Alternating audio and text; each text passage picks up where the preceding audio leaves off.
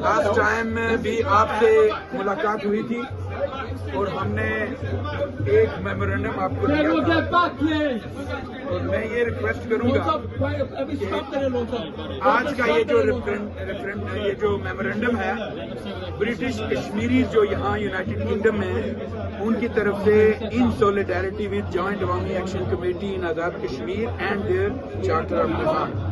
اب last time 5 فروری کو ہم نے 5 فروری 2024 کو ہم یہاں پہ آپ کے پاس آئے تھے اور ہم نے آپ سے ریکویسٹ کی تھی کہ جو ان کا ایک نوٹیفیکیشن ہے اس کو عمل درآمد شروع کریں، لیکن انفارچونیٹلی ایسا نہیں ہو سکا.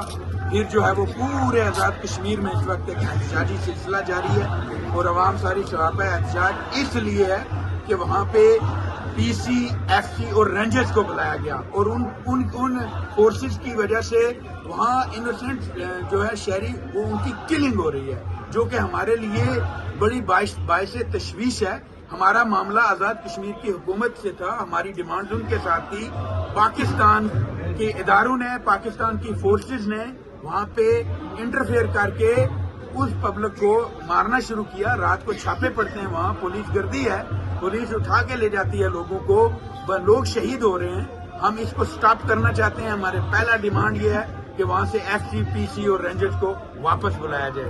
وہاں کی حکومت اور وہاں کے ذیلی ادارے جو ہیں وہ اپنے شہریوں کے ساتھ جن کے ووٹ بینک سے وہ وہاں اسمبلی میں موجود ہیں ان کی ڈیمانڈز کو سنیں گے. اور پھر یہ جو ہے آج کا میمورنڈم یہ ہم نے prime minister of Pakistan, president of Pakistan اور copied in the prime minister of Azad Jammu Kashmir ان سب کو بھیجا ہے اور آپ کو ہم اس کی ہارڈ کاپی دے رہے ہیں on behalf of joint Awami action committee and on behalf of more than 100,000 people living in Azad Jammu and Kashmir.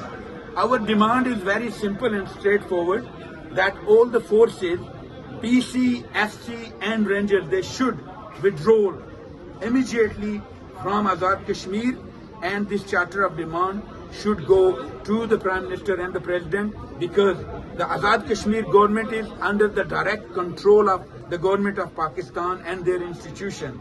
And my demand on behalf of British Kashmiris is they must stop this innocent killing, sir. This is very polite. If it doesn't stop, then the 1.5 million Kashmiris here in here will carry on the protest on daily, weekly basis, and I believe that you will raise this concern and they will carry on the action plan in Azad Kashmir. Once again, thank you very much for your time, and all of these British Kashmiris here, they are raising their voice for the reason because their loved ones have been killed, and this must be stopped. Thank you very much once again. Thank you.